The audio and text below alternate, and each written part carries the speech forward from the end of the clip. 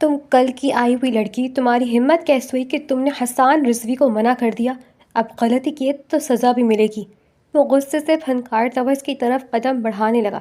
ابھی کیا ہوا ہے ہمارا؟ حسن نے اس کے چہرے کے قریب جھک کر زہریلے لہجے میں پوچھا۔ وہ کانپتی ہوئی اس سے تھوڑے فاصلے پر کھڑی ہو گئی۔ نکاح۔ اس نے بمشکل یہ الفاظ ادا کیا اور خوف سے اپنا تھوک نکلا۔ اس کی آنکھوں میں آنسو لرز رہے تھے۔ کب ہوا نکاح؟ ہمارا ثبوت دکھاؤ، اس نے دھاڑ کر کہا اور اپنے ہاتھ میں پکڑے نکاح نامے کے پرزے کر کے اس کے چہرے پر اچھال دیے۔ اس کی آنکھیں حیرت سے پھیل گئیں۔ نہیں، یہ کیا کیا آپ نے؟ وہ ہراساں ہو کر زمین پر گرے نکاح نامے کے ایک ٹکڑے سمیٹنے لگی۔ حسان نے آگے بڑھ کر اس کا ہاتھ جھٹکے سے پکڑا اور اسے کھڑا کر دیا۔ اب بتاؤ دنیا کو کہ تم حسان رضوی کے نکاح میں ہو۔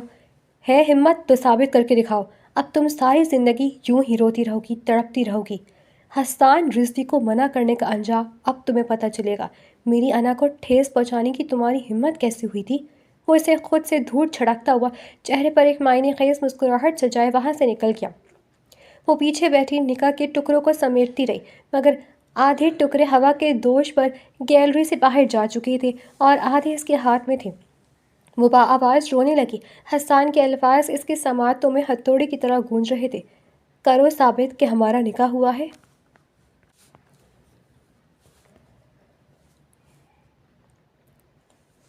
وہ ہڑبڑا کر بستر پر اٹھ بیٹھی، ماتھے پر آیا پسینہ اس نے اپنے دوپٹے سے صاف کیا اور قریب پڑا پانی کا گلاس لبوں سے لگا لیا۔ اس نے گھڑی کی طرف دیکھا، صبح کے 10 بج رہے تھے۔ آج بھی اسے اٹھنے میں دیر ہو گئی تھی۔ وہ جلدی سے فریش ہو کر کمرے سے باہر آئی۔ اٹھ گئی عائزہ، جلدی سے جا کر تیار ہو جاؤ، تھوڑی دیر میں تمہارے رشتے والے آ رہے ہیں۔ اس کی چاچی نے اسپاٹ لہجے میں کہا تو اسے یوں لگا جیسے پاؤں تلے سے زمین نکل گئی ہو۔ کیا رشتے والے آ رہے ہیں؟ اس نے حیرت سے پوچھا۔ نہیں، موت کا فرشتہ آ رہا ہے تمہیں لینے کے لیے۔ اس کا چھوٹا کزن زین گھر میں داخل ہوتے ہوئے شرارت سے بولا۔ تم تو چپ ہی رہو، وہ غصے سے بولی۔ تمہیں کتنی دفعہ کہا ہے کہ میرے بیٹے کے ساتھ زیادہ فری ہونے کی ضرورت نہیں ہے؟ چاچی نے اسے فوراً ٹوکا۔ عائزہ نے اپنا سر جھکا لیا۔ مما، کیوں آپ بار بار آپ ہی کو ٹوکتی رہتی ہیں؟ ایک وہی تو ہے جن کے ساتھ میرا دل لگا رہتا ہے۔ زین نے احتجاج کیا۔ تم تو اپنا منہ ہی بند رکھو، بڑے ہو گئے ہو، اتنا فری کس کے ساتھ ہونا بالکل ٹھیک نہیں۔ چاچی نے اپنے بیٹے کو بھی ڈانٹ دیا۔ چاچی رہنے دینا یہ رشتہ، میں نوکری کی تلاش کر رہی ہوں، جیسی مجھے نوکری ملے گی میں۔ عائزہ نے ہمت کر کے کہا۔ ارے نہیں چاہیے مجھے تیرا پیسہ، بس جلد سے جلد ہمارے گھر سے نکل تاکہ تیری نحوست ہمارے گھر سے نکلے اور ہم سکون میں آئیں۔ چاچی نے اس کی بات کاٹتے ہوئے تلخی سے کہا اور اپنے کمرے میں چلی گئی۔ عائزہ سرد آہ بھرتی وہیں بیٹھ گئی۔ کیوں منع کرتی ہو؟ اماں تمہیں بوجھ سمجھتی ہیں۔ آخر کس ایک اچھے رشتے کے لیے ہاں کر کے تم سکون کی زندگی کیوں نہیں گزار لیتی؟ زین اس کے پاس بیٹھتا ہوا افسردگی سے بولا۔ عائزہ نے اپنا سر ڈائننگ ٹیبل پر گرا لیا۔ زین غور سے عائزہ کا چہرہ دیکھنے لگا۔ تم تو چاہتی ہی یہی ہو کہ میں تم سے دور ہو جاؤں چاچی، میں تم پر بوجھ زیادہ ہوں۔ وہ منہ بسور کر بولی۔ اگلے ہی لمحے عائزہ کی چیخ وہاں گونجی۔ چڑیل کہیں کی، میں تجھ سے ہمدردی کر رہا ہوں اور تیری اتنی ہمت کہ میرے آگے زبان چلاؤ؟ زین اس کے بال کھینچتا ہوا بولا۔ عائزہ نے بھی جواب میں اس کے ہاتھوں پر اپنے ناخن گاڑ دیے۔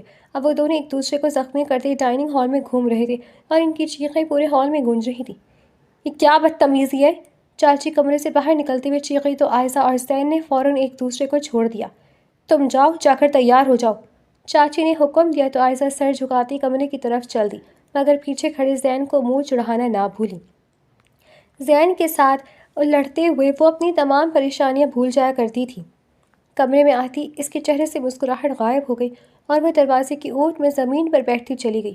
اس نے موبائل اٹھایا اور ایک مخصوص نمبر ڈائل کیا جس کے ذریعے وہ کئی مہینوں سے حسان کے گھر کا پتہ تلاش کر رہی تھی۔ ہاں، کچھ پتہ چلا؟ اس نے بے چینی سے پوچھا۔ دوسری طرف سے مثبت جواب ملا تو وہ چہک اٹھی۔ اچھا ٹھیک ہے، میں ابھی نکلتی ہوں۔ وہ رابطہ منقطع کر کے تیار ہو کر باہر آئی، لیکن صحن میں بیٹھے مہمانوں کو دیکھ کر اس کا چہرہ مرجھا گیا۔ میں تمہیں ہی بلانے آئی تھی، جاؤ جا کر مہمانوں کے لیے چائے لے کر آؤ۔ چاچی کے تہمکانہ لہجے پر وہ مجبور کچن کی طرف پلٹ گئی۔ تھوڑی دیر بعد وہ چائے کی ٹرے لیے مہمانوں کے درمیان موجود تھی۔ ماشاءاللہ آپ کی بیٹی بہت پیاری ہے، کیا کرتی ہو بیٹا تم؟ مہمان خاتون نے پیار سے پوچھا۔ بندے مار کر کھاتی ہوں، وہ ضد ہو کر بولی۔ پیچھے بیٹھا زین قہقہ لگا کر ہنسا۔ ہو گئی شروع آج پھر؟ زین بڑبڑایا اور کمرے میں چلا گیا۔ خواتین نے حیرت سے ایک دوسرے کو اور پھر عائزہ کو دیکھا۔ جی جی ہاں، آپ نے صحیح سنا، میں بندے مار کر کھاتی ہوں، تو زہر خندہ لہجے میں بولی۔ عائزہ بس کر جاؤ، چاچی غصے سے چیخیں۔ اچھا ہم چلتے ہیں، جلد آپ کو جواب دیں گے۔ مہمانوں نے کچھ کھائے پیے بغیر وہاں سے اٹھنے میں ہی عافیت جانی۔ جب وہ چلے گئے تو چاچی بھپر گئی۔ عائزہ یہ تم نے ٹھیک نہیں کیا، اس کی چاچی غصے سے دھاڑی۔ چچی تمہیں اور کیا کروں، میں آپ کو کہہ رہی ہوں نا کہ میں نوکری کر لوں گی، وہ بے بسی سے بولی تھی۔ بس بہت ہو گیا، بہت نرمی سے تجھ سے بات کر لی، اب میں تجھے مزید اس گھر میں برداشت نہیں کر سکتی۔ کرنی ہے نا نوکری تو جا کر کر نوکری، لیکن آج کی بات اس گھر میں واپس آنے کی بالکل ضرورت نہیں ہے۔ چچی نے بھپرے ہوئے انداز میں عائزہ کا ہاتھ پکڑا اور اسے گھسیٹتی ہوئے گھر کے خارجی دروازے پر لے آئیں۔ انہوں نے اسے باہر کی طرف دھکیلا اور غصے سے بولی، خبردار اگر تو نے دوبارہ مجھے اپنی منحوس شکل دکھائی، جو رشتہ گھر آتا ہے اسے منع کر دیتی ہے۔ آخر تو چاہتی کیا ہے؟ آئندہ اس گھر میں پلٹ کر نہیں آنا۔ عائزہ روتے ہوئے اپنی چچی کی طرف لپکی۔ چچی ایسا نہ کرے، میں کہاں جاؤں گی، میرا آپ لوگوں کے سوا کوئی نہیں ہے، خدا را یہ ظلم مجھ پر نہ کرے۔ وہ تڑپ کر اپنی چچی کے قدموں میں گر گئی، وہ چاہ کر بھی انہیں حقیقت نہیں بتا سکتی تھی۔ چچی نے بے رحمی سے اسے باہر دھکیلا اور دروازہ اس کے منہ پر بند کر دیا۔ وہ دروازہ پیٹتی رہی، پکارتی رہی۔ اندر سے زین کی آوازیں بھی آ رہی تھی، وہ بار بار اپنی ماں سے دروازہ کھولنے کی التجا کر رہا تھا، لیکن شاید اس کی ماں نے اسے بھی کمرے میں بند کر دیا تھا۔ عائزہ نے روتے ہوئے ادھر ادھر نظریں دوڑائی۔ گلی میں کھڑے لوگ اسے ہمدردی اور تجسس بھری نظروں سے دیکھ رہے تھے۔ اس نے خاموشی سے اپنے آنسو صاف کیے، وہ بیگ کندھے پر ڈالی جو اس نے باہر جانے کے لیے تیار کیا تھا، اور وہاں سے نکل گئی۔ جب وہ ایک مخصوص پتے پر پہنچی تو اس کی آنکھیں حیرت سے پھیل گئیں۔ سامنے ایک نہایت عظیم الشان اور وسیع العریض حویلی کھڑی تھی، جس کی شان و شوکت دیکھ کر انسان دنگ رہ جائے۔ حویلی کے بلند و بالا ستون، تراشیدہ باغیچے اور باہر کھڑی قیمتی گاڑیوں کا تان تھا اس بات کی گواہی دے رہا تھا کہ یہاں کے رہنے والے بے پناہ دولت مند ہیں۔ حویلی کی خوبصورتی اور روب ایسا تھا کہ کوئی بھی عام انسان اندر داخل ہوتے ہوئے ہچکچائے، لیکن عائزہ کے پاس اب کھونے کو کچھ نہ تھا۔ وہ ہمت کر کے قدم اٹھاتی حویلی کے اندر داخل ہونے لگی۔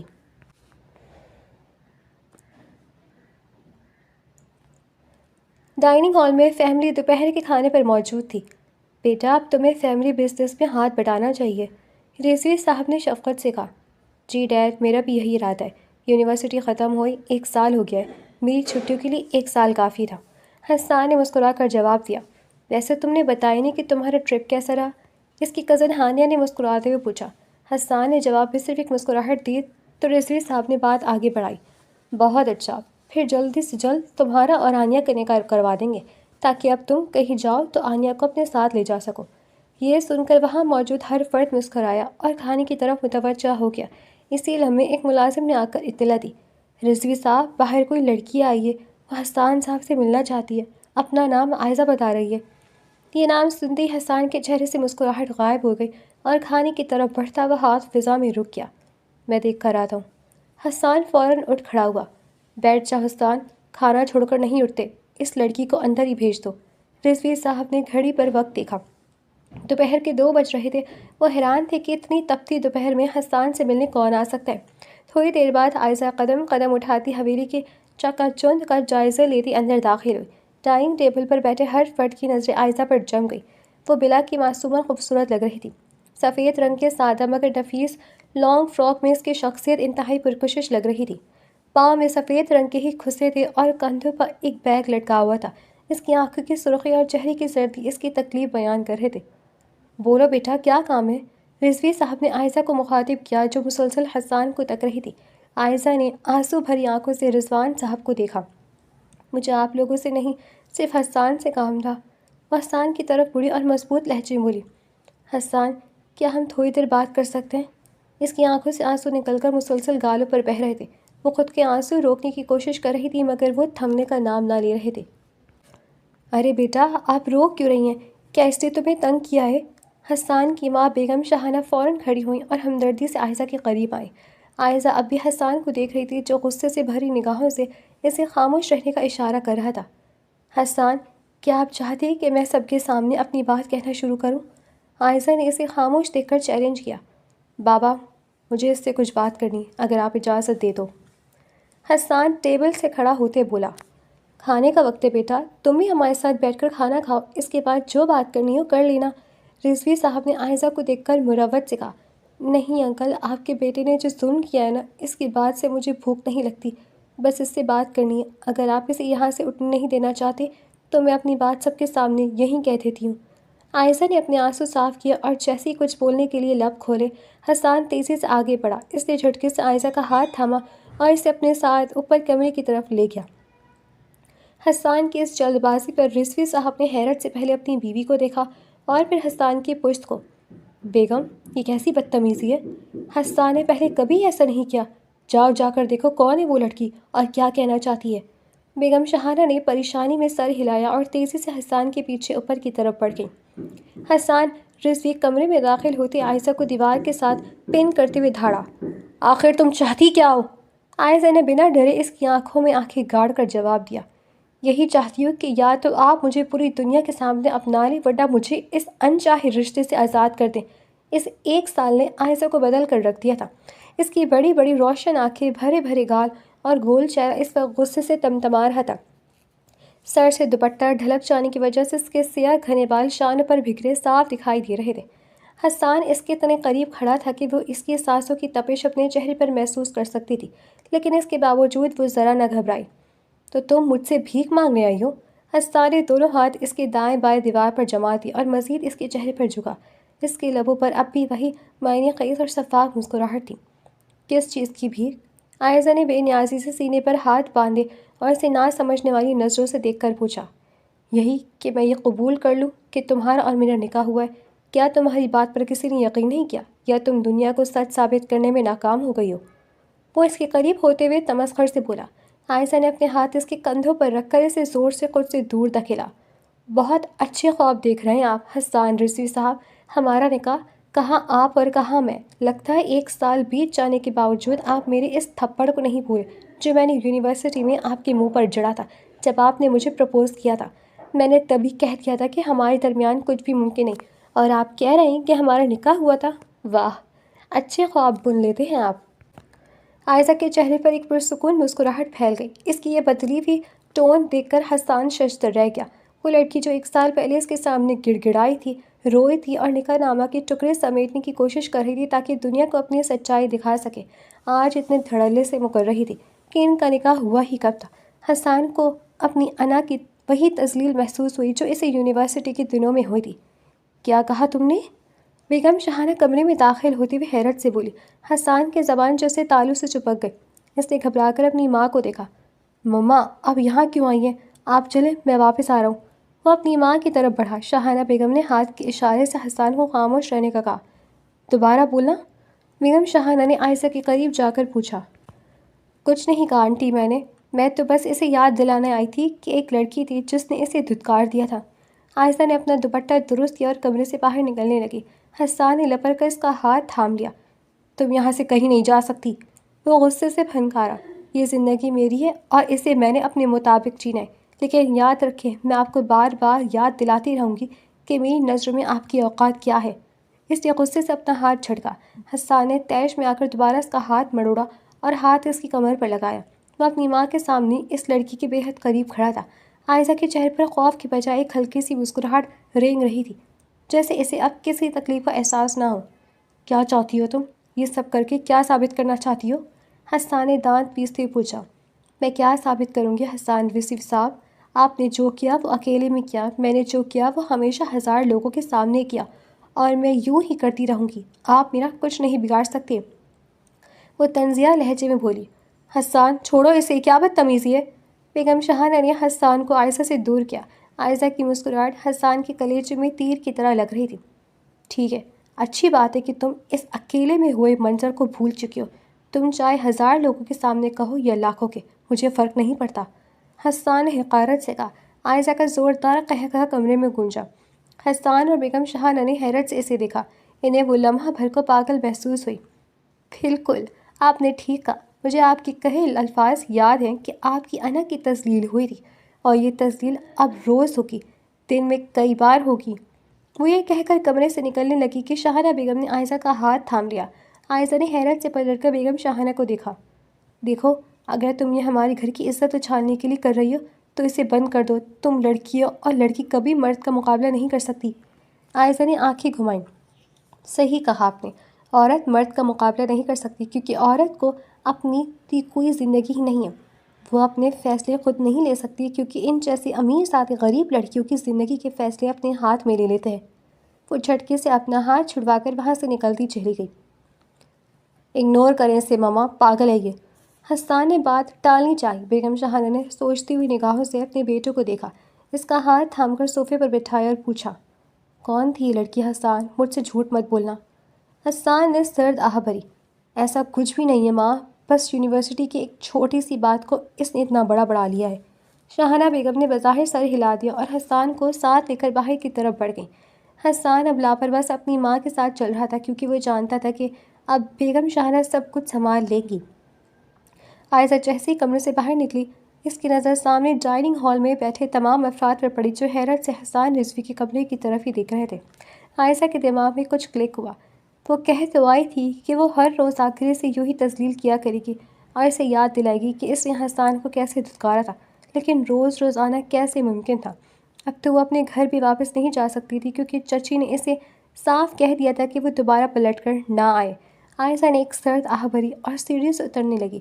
ابھی اس نے ایک قدم چھوڑ کر دوسرے سٹیپ پر پاؤں رکھا ہی تھا کہ اگلے ہی پل اس کا توازن بگڑا اور وہ سیڑھیوں سے لڑکتی ہوئی زمین پر جا گری۔ اس کے سر سے خون بہنے لگا تھا اور وہ ہوش و حواس سے بیگانہ ہو کر وہیں ڈھیر ہو گئی تھی۔ اٹھاؤ اس بچی کو، رضوی صاحب نے گھبرا کر کہا اور ملازم کو حکم دیا۔ ملازم نے فوراً آگے بڑھ کر عائزہ کو اٹھایا اور صوفے پر لیٹایا۔ پانی لے کر آؤ۔ رضوی صاحب دھاڑے تو ملازم نے فوراً پانی پیش کیا۔ ہانیہ نے عائزہ کے منہ پر پانی کے چھینٹے مارے۔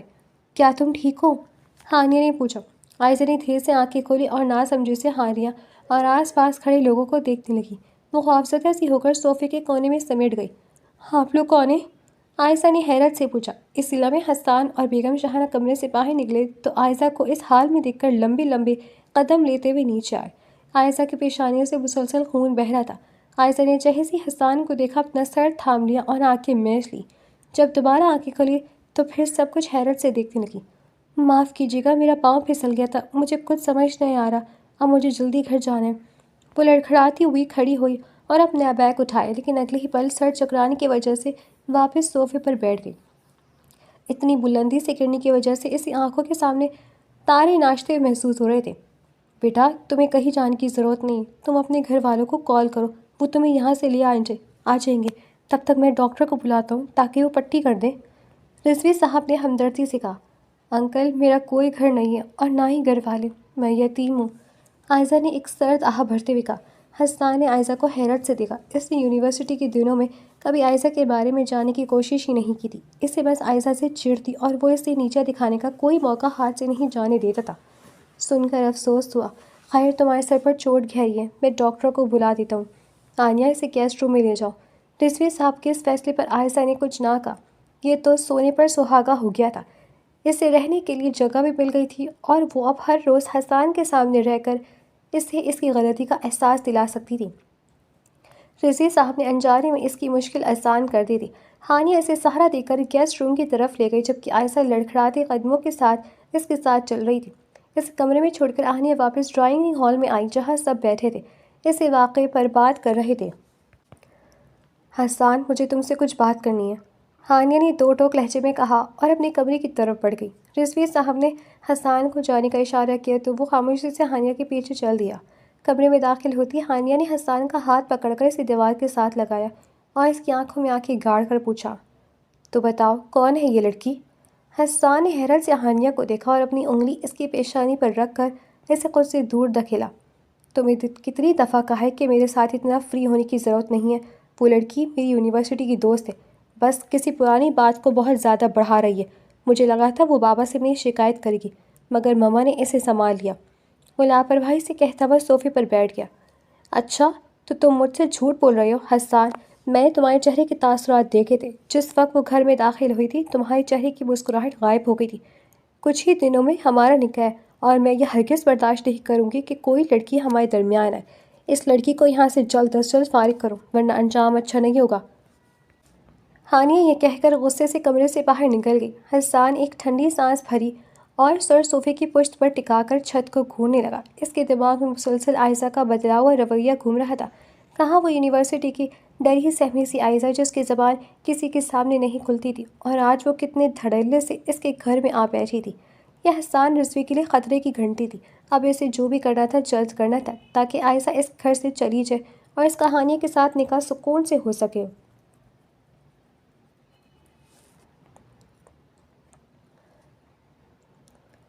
ڈاکٹر عائزہ کا معائنہ کرنے کے بعد اسے مکمل آرام کا مشورہ دے کر جا چکی تھی۔ عائزہ کے لیے زندگی کی ایک بڑی مشکل حل ہو چکی تھی۔ اس نے نہ صرف سر چھپانے کے لیے ایک محفوظ اور پروقار جگہ مل گئی تھی، بلکہ اس عالیشان حویلی میں قیام کا مطلب یہ تھا کہ اب اسے پیٹ بھرنے کی فکر بھی نہیں رہے گی۔ لیکن سب سے اہم بات یہ تھی کہ اب وہ ہر وقت حسان رضوی کی آنکھوں کے سامنے رہے گی۔ اس سے بڑھ کر اسے کیا چاہیے تھا کہ وہ اس شخص کو ہر لمحہ اس کی اوقات یاد دلا سکے اور اسے اپنی غلطی پر نادم کر سکے۔ وہ بیڈ پر لیٹی تو 1 سال کی تھکن اور ذہنی اذیت کے بعد پہلی بار اسے سکون کی نیند آئی۔ وہ ہر قسم کے خوف اور پریشانی سے آزاد ہو کر گہری نیند کی وادیوں میں اتر گئی۔ وہ جانتی تھی کہ اب اسے اگلا قدم کیا اٹھانا ہے اور کس طرح حسان کے تکبر کو خاک میں ملانا ہے۔ اسے اب اپنی چچی کا کوئی ڈر نہیں تھا، کیونکہ وہ جانتی تھی کہ اب وہ اسے کبھی نہیں اپنائیں گی۔ رہی بات زین کی، تو وہ اس کا بھائیوں جیسا کزن تھا، وہ کسی نہ کسی طرح اس سے رابطہ کر ہی لے گی۔ اس کے چاچا تو اس کے لیے اسی دن مر چکے تھے جس دن عائزہ کے والدین اس دنیا سے رخصت ہوئے تھے۔ اس نے رو دھو کر اور منتیں کر کے اپنی تعلیم مکمل کی تھی، اسی لیے وہ کبھی اپنے چچا کو نکاح کی سچائی نہیں بتا سکی تھی۔ عائزہ کی آنکھ اچانک تب کھلی جب اسے اپنے وجود پر ایک بھاری بوجھ محسوس ہوا۔ اس نے گھبرا کر آنکھیں کھولی تو ہر طرف اندھیرا پایا، لیکن اپنی گردن پر کسی کی گرم سانسیں اسے صاف محسوس ہو رہی تھی۔ اس سے لگا جیسے کوئی اس کا سانس گھونٹ رہا ہو۔ عائزہ نے پوری ہمت جمع کی اور اپنے اوپر موجود اس سائے کو زور سے پرے دھکیلا۔ وہ خوفزدہ حالت میں بستر سے اٹھی اور کمرے کے دروازے کی طرف بھاگی۔ باہر راہداری میں بیگم شاہینہ ہاتھ میں پانی کا جگ لیے اپنے کمرے کی طرف جا رہی تھی کہ اچانک عائزہ ان سے ٹکرا گئی۔ ٹکر اتنی زوردار تھی کہ شیشے کا جگ زمین پر گر کر پاش پاش ہو گیا۔ بیگم شاہینہ نے حیرت سے کبھی فرش پر بکھری کانچ کے ٹکڑوں کو دیکھتی اور کبھی ہانپتی عائزہ کو۔ کیا ہوا بیٹا، کیا تم ٹھیک ہو؟ کوئی برا خواب دکھائے؟ بیگم شاہینہ نے فکر مندی سے اس کے قریب آتے ہوئے پوچھا۔ عائزہ نے لرزتے ہوئے ہاتھ سے اپنے کمرے کی طرف اشارہ کرنا چاہا، لیکن الفاظ اس کے حلق میں پھنس گئے۔ اسے احساس ہوا کہ اگر اس نے کہا کہ اس کے کمرے میں کوئی تھا تو بیگم شاہینہ اس پر یقین کیوں کریں گی؟ وہ تو آج ہی اس گھر میں آئی تھی، ایک اجنبی لڑکی کی ایسی بات پر کون اعتبار کرتا؟ وہ بس کمرے میں اندھیرا تھا نا، اس لیے میں ڈر گئی۔ عائزہ نے ماتھے پر آیا پسینہ پوچھتے ہوئے جھوٹ کا سہارا لیا۔ وہ آگے بڑھنے لگی تو بیگم شاہینہ نے اس کا ہاتھ پکڑ لیا۔ بیٹا دھیان سے، نیچے کانچ کے ٹکڑے، تمہارے پاؤں زخمی ہو جائیں گے، تم نے تو چپل بھی نہیں پہنی۔ عائزہ نے نیچے دیکھا جہاں فرش پر موت کے ننھے سپاہیوں کی طرح کانچ بکھرا تھا۔ میں خیال سے اندر چلی جاتی ہوں، عائزہ نے کہا، مگر بیگم شاہینہ نے اسے ٹوکا۔ میں نے کہا ہے نا کہ تم یہیں رکو۔ انہوں نے ملازم کو آواز دے کر بلایا اور فوراً صفائی کروائی۔ پھر نرمی سے بولی، بیٹا میں سمجھ سکتی ہوں کہ تم اس گھر میں نئی ہو اور اوپر سے تمہیں چوٹ بھی لگی ہے، اس لیے گھبرا جانا معمولی بات ہے۔ نہیں آنٹی، آپ پریشان نہ ہو، میں اب لائٹ جلا کر ہی سوں گی۔ عائزہ نے انہیں یقین دلایا۔ وہ نہیں چاہتی تھی کہ اس کی وجہ سے گھر کے باقی لوگ پریشان ہوں۔ اس کا ہدف صرف حسان رضوی تھا۔ بیگم شاہینہ کے جانے کے بعد وہ واپس کمرے میں آئی اور جیسے ہی لائٹ آن کی کمرہ خالی تھا۔ اس نے پورے کمرے کا جائزہ لیا، پھر ڈریسنگ ٹیبل کے آئینے کے سامنے جا کر کھڑی ہوئی۔ آئینے میں اسے اپنے گردن پر ایک ہلکا سا نیلا نشان نظر آیا۔ اسے چھوتی اس کے بدن میں سنسنی دوڑ گئی۔ یہ میرا وہم نہیں تھا، کوئی سچ میں یہاں آیا تھا۔ اس نے غصے سے اپنی مٹھیاں بھیج دیں۔ اس گھر میں حسان رضوی کے علاوہ کوئی یہ جرأت نہیں کر سکتا تھا۔ حسان، تم اتنا گر جاؤ گے، مجھے تم سے یہ امید نہیں تھی۔ وہ غصے میں بھری ہوئی حسان کے کمرے کی طرف بڑھی۔ اس نے بنا دستک دیے دروازہ کھولا، لیکن اندر کا منظر دیکھ کر اس کے قدم وہیں جم گئے۔ سامنے بیڈ کے قریب حسان رضوی ہانیہ پر جھکا ہوا تھا، جبکہ ہانیہ نے اس کے گردن میں ہاتھ ڈال رکھے تھے اور وہ مسکرا رہی تھی۔ عائزہ کے سینے پہ جیسے کسی نے سلگتا ہوا کوئلہ رکھ دیا۔ اسے ایک عجیب سی جلن محسوس ہوئی۔ اس نے غصے سے دروازہ زور سے بند کیا اور واپس اپنے کمرے کی طرف بھاگ گئی۔ اندر کمرے میں ہانیہ فوراً حسان سے دور رہی۔ حسان، تم نے اس لڑکی کی جرأت دیکھی؟ وہ کیسے تمہارے کمرے میں بلا اجازت گھس آئی؟ حسان نے جھنجھلا کر ہانیہ کو دیکھا۔ ہانیہ، میں نے تمہیں کتنی بار کہا ہے کہ اس طرح میرے قریب مت آیا کرو، اب نہ جانے اس نے کیا سوچا ہوگا۔ در حقیقت ہانیہ وہاں حسان سے بات کرنے آئی تھی، لیکن فرش پر پھسلنے کی وجہ سے وہ گرنے لگی تھی اور حسان نے اسے تھام لیا۔ اسی پل عائزہ وہاں آ گئی تھی۔ تمہیں اس کے نظریے سے کیوں فرق پڑا ہے؟ وہ جو بھی سوچے ہمارا نکاح ہونے والا ہے، ہانیہ نے جتایا۔ ہانیہ، مجھے بار بار یاد دلانے کی ضرورت نہیں، تم اب یہاں سے جا سکتی ہو، حسان نے کڑے لہجے میں کہا۔ ہانیہ ششدر رہ گئی۔ حسان نے آج سے پہلے کبھی اس لہجے میں اس سے بات نہیں کی تھی۔ وہ غصے سے پاؤں پٹکتی کمرے سے باہر نکل گئی۔ حسان نے ایک لمبی آہ بھری اور سر صوفے کی پشت پر ٹکا کر چھت کو گھورنے لگا۔ اس کے دماغ میں مسلسل عائزہ ہی گھوم رہی تھی کہ آخر وہ کیا سوچ رہی ہوگی۔ تھوڑی دیر بعد وہ اٹھا اور اٹھ کر عائزہ کے کمرے کی طرف بڑھ گیا۔ حسان عائزہ کے کمرے میں داخل ہوا ہی تھا کہ عائزہ کا تیکھا لہجہ اسے رکنے پر مجبور کر گیا۔ وہ صوفے پر بیٹھی کسی سلگتی چٹان کی طرح لگ رہی تھی۔ عائزہ، میری بات سنو، مجھے تمہاری کوئی بات نہیں سننی، نکلو یہاں سے ابھی اور اسی وقت باہر جاؤ۔ وہ غصے سے دھاڑی۔ عائزہ، تم ایک دفعہ میری بات تو سن لو، تم نے جو دیکھا وہ سچ نہیں تھا، میں بس… حسان نے وضاحت کرنی چاہی۔ بس کیا؟ آپ مجھے صفائی دینے کے لیے یہاں کیوں آئے؟ مجھے آپ کی کسی صفائی کی ضرورت نہیں ہے، لہٰذا یہاں سے جلد از جلد نکل جائیں۔ اس نے حقارت سے منہ موڑ لیا۔ حسان کی نظر اس کی گردن پر موجود نیلے نشان پر پڑی تو اس کے اندر جیسے آگ لگ گئی۔ وہ غصے سے آگے بڑھا اور عائزہ کا ہاتھ دبوچ کر اسے اپنے قریب کیا۔ تمہاری گردن پر یہ نشان کیسے آیا؟ اس نے دانت پیستے ہوئے پوچھا۔ عائزہ نے تڑپ کر اسے دیکھا۔ اس نشان کا ہی تو میں پوچھنے آپ کے پاس آئی تھی، لیکن آپ کی رنگ رلیا تو… وہ زہریلے لہجے میں کہتی کہتی خاموش ہو گئی۔ کیا مطلب؟ تم اس نشان کا پوچھنے میرے پاس آئی تھی؟ حسان کا ہاتھ ڈھیلا پڑا تو عائزہ نے اسے جھٹک دیا اور اسے فوراً کمرے سے باہر نکال دیا۔ آج تک کسی میں ہمت نہ ہوئی تھی کہ حسان رضوی کے ساتھ ایسا سلوک کرے، لیکن یہ لڑکی بار بار اسے دھتکار رہی تھی۔ حسان خاموشی سے اپنے کمرے کی طرف بڑھ گیا، مگر اس کے دماغ میں سوالوں کا ایک طوفان اٹھ رہا تھا۔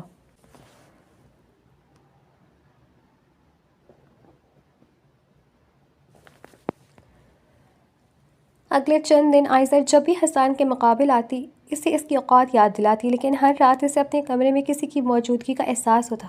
پہلے دن اسے لگا کہ شاید وہ حسان ہے، لیکن جب حسان نے اس نشان سے مکمل لاعلمی ظاہر کی تو وہ سمجھ گئی کہ وہ کوئی اور ہے جو رات کے اندھیرے کا فائدہ اٹھاتا ہے۔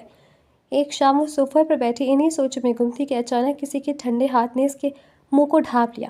عائزہ کی آنکھیں خوف سے پھیل گئی۔ اس نے چیخنے کی بھرپور کوشش کی، لیکن اس کی آواز اس ہاتھ کے دباؤ میں دب کر رہ گئی۔ ایک بار پھر اسے اپنی گردن پر کسی کی گرم اور غلیظ سانسیں محسوس ہوئی۔ عائزہ نے پوری طاقت سے اس کا ہاتھ جھٹکا اور دور جا کھڑی ہوئی۔ صوفے کے پیچھے ایک اجنبی مرد کھڑا تھا جس کی نظروں میں ہوس ناچ رہی تھی۔ عائزہ دروازے کی طرف بھاگی، لیکن اس شخص نے لپک کر عائزہ کا ہاتھ پکڑ لیا۔ ارے کہاں چلی؟ اتنے دنوں سے موقع کی تلاش میں تھا، آج جا کر ہانیہ نے یہ موقع دیا ہے۔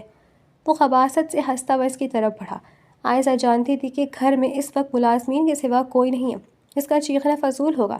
اس نے ہمت سمیٹ کر دروازہ کھولنے کی کوشش کی، لیکن اس آدمی نے اسے گردن سے پکڑ کر دوبارہ اپنے قریب کر لیا۔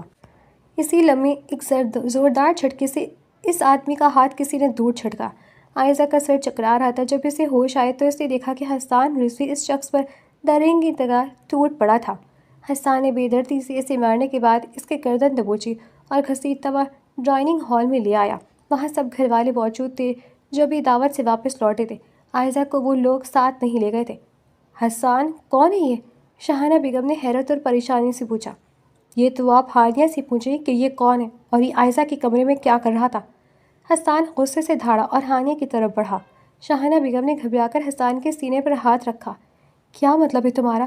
عائزہ سیڑھیوں سے نیچے اتری اور ان سے تھوڑے فاصلے پر کھڑی ہو گئی۔ اس کی آنکھوں میں آنسو تھے اور وہ کبھی اس گرے ہوئے شخص کو دیکھتی تو کبھی ہانیہ کو۔ ہانیہ کے چہرے پر ہوائیاں اڑ رہی تھی جیسے اس کی کوئی بہت بڑی چوری پکڑی گئی ہو۔ کیا کہہ رہے ہو حسان؟ میں اسے عائزہ کے کمرے میں کیوں بھیجوں گی؟ تمہیں اس کل کی آئی ہوئی لڑکی کی باتوں پر یقین ہے، مجھ پر نہیں؟ کیا تمہیں لگتا ہے میں ایسا کیسا کر سکتی ہوں؟ ہانیہ نے روحان سی ہو کر پوچھا۔ ٹھیک ہے، ایک پل کے لیے مان لیتا ہوں کہ تم سچی ہو، اب ذرا اس آدمی کا منہ کھلواتا ہوں۔ حسان نے ایک شخص کو بالوں سے پکڑ کر کھڑا کیا۔ بتا، تجھے کس نے بھیجا تھا یہاں؟ مجھے عائزہ نے خود بلا لیا تھا۔ اس شخص کے جھوٹ پر عائزہ کا کلیجہ منہ کو آ گیا۔ نہیں حسان، یہ جھوٹ بول رہا ہے، میں اسے جانتی تک نہیں۔ وہ تڑپ کر حسان کے پاس آئی اور اس کا ہاتھ تھام لیا۔ دیکھا میں نے کیا کہا تھا، یہ لڑکی مشکوک ہے۔ ہانیہ فوراً بولی۔ کم از کم ہماری عزت کو خیال کرتی۔ ہانیہ کی ماں نے بھی زہر اگلنا شروع کیا۔ خبردار چچی، اگر آپ نے اب ایک لفظ مزید بولا تو اپنا موبائل دو ہانیہ۔ حسان نے ہاتھ آگے بڑھایا۔ ہانیہ کے پسینے چھوٹ گئے۔ تمہیں میرا موبائل کیوں چاہیے؟ اس میں میری پرسنل چیزیں۔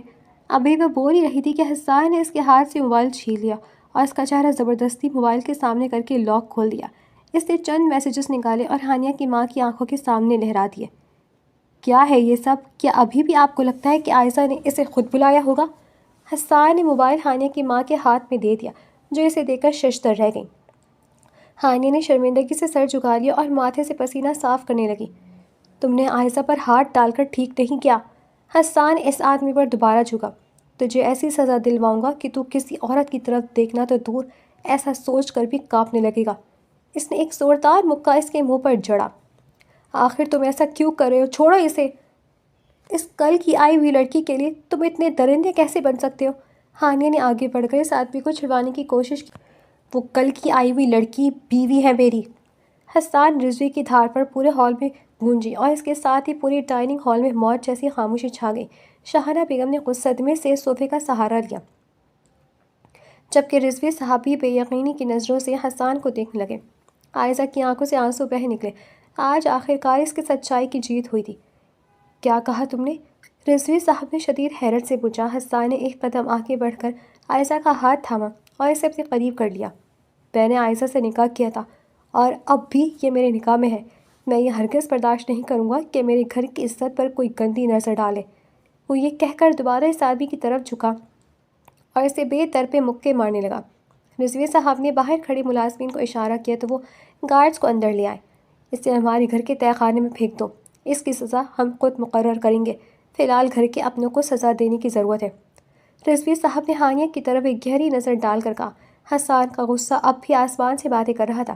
وہ بار بار اس آدمی کی طرف لپک رہا تھا، جبکہ عائشہ صوفے کے پاس کھڑی مسلسل اپنی گردن کے اس حصے کو مسل رہی تھی جہاں اس درندے نے ہاتھ لگایا تھا۔ اس آدمی کو وہاں سے لے جانے کے بعد حسان نے اپنے باپ کی بات سنے بغیر عائشہ کا ہاتھ پکڑا اور اسے کھینچتا ہوا اوپر اپنے کمرے کی طرف لے گیا۔ عائشہ اس کی گرفت میں بے بسی سے کھنچتی چلی گئی۔ جیسے ہی وہ کمرے میں داخل ہوئے، حسان نے اسے دیوار کے ساتھ لگایا۔ اس کے اندر کا پچھتاوا اور محبت اب جنون بن کر باہر آ رہی تھی۔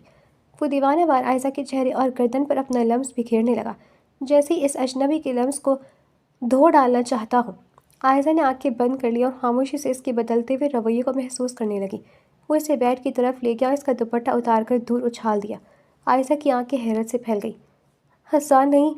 وہ تڑپ کر اٹھنا چاہتی تھی، لیکن حسان نے اسے دوبارہ بیڈ پر لٹایا، لائٹ بند کی اور اس پر سایہ فگن ہو گیا۔ اس رات حسان کے رویے میں وہ بدلے والا شخص نہیں تھا، بلکہ ایک تڑپتا ہوا شوہر تھا جو اپنی بیوی کو کھونے کے ڈر سے اسے خود میں چھپا لینا چاہتا ہو۔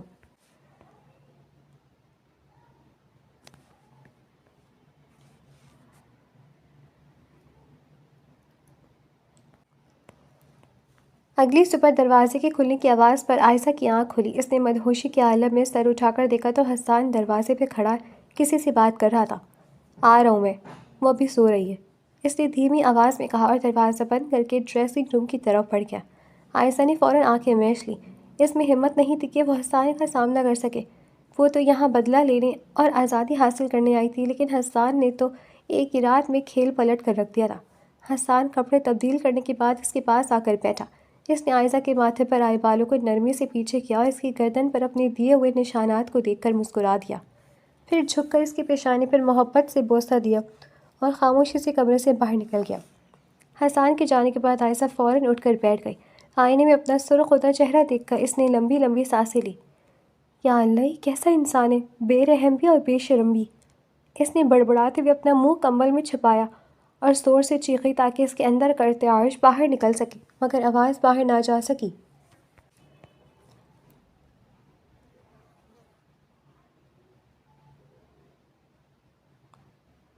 پرخوردار، کچھ کہنا چاہو گے؟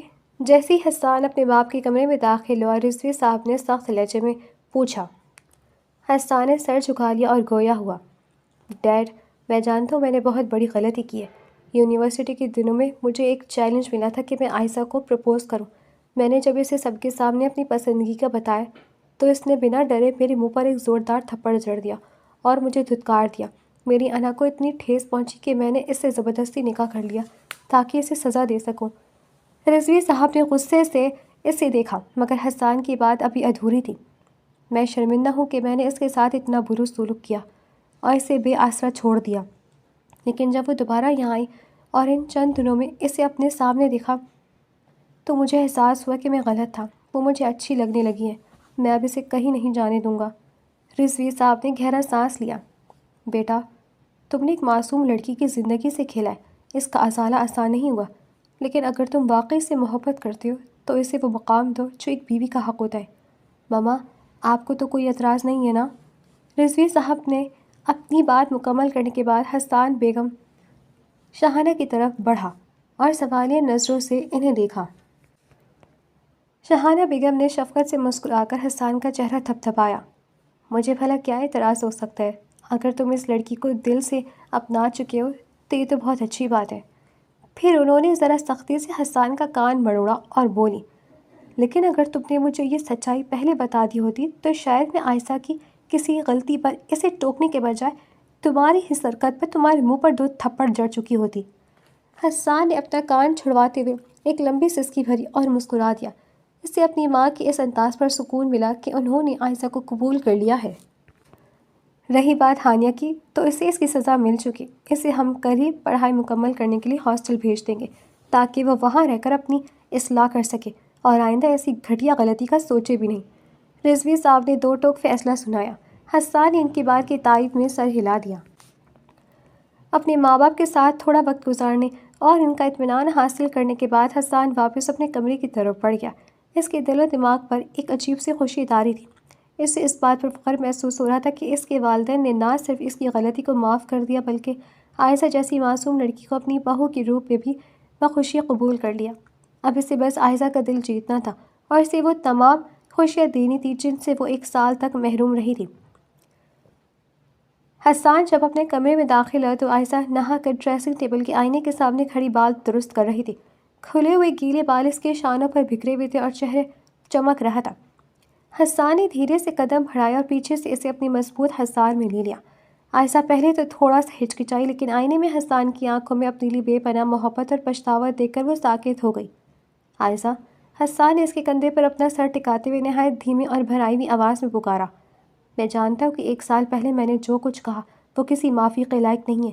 میری انا نے مجھے اندھا کر دیا تھا اور میں بھول گیا تھا کہ میں ایک معصوم لڑکی کی زندگی سے کھیل رہا ہوں۔ اس نے عائشہ کا ہاتھ تھام کر اس کی ہتھیلی پر اپنے لب رکھ دیے۔ لیکن اس 1 سال کی جدائی نے مجھے پل پل مارا۔ جب تم یہاں آئی ہو تو مجھے احساس ہوا کہ میں تمہارے بغیر ادھورا ہوں۔ میں تم سے بہت محبت کرتا ہوں عائشہ۔ کیا تم اس گناہ گار انسان کو ایک موقع دے اور سکتی ہو؟ کیا تم مجھے معاف کر دو گی؟ عائشہ کی آنکھوں میں آنسو بھر آئے، مگر یہ آنسو دکھ کے نہیں بلکہ اس سکون کے تھے جس کی وہ برسوں سے تلاش میں تھی۔ اس نے آئینے میں حسان کے عکس کو دیکھا جس کی آنکھوں میں ندامت صاف نظر آ رہی تھی۔ عائشہ نے دھیرے سے پلٹ کر اپنا ہاتھ حسان کے چہرے پر رکھا۔ محبت جب سچی ہو نا حسان تو وہ بڑی سے بڑی غلطی کو بھی مٹا دیتی ہے۔ میں نے آپ کو اسی لمحے معاف کر دیا تھا جب آپ نے سب کے سامنے مجھے اپنی بیوی تسلیم کیا۔ وہ مسکراتے ہوئے بولی۔ حسان کے چہرے پر ایک فاتحانہ مسکراہٹ آئی۔ اس نے عائشہ کو خود میں بھیج لیا۔ آج حسان رضوی کی انا ہار گئی تھی اور ایک پاکیزہ محبت جیت گئی تھی۔ کمرے کی فضا ان دونوں کے قہقہوں اور خوشیوں سے مہک اٹھی جہاں اب دکھ کی کوئی جگہ نہیں تھی۔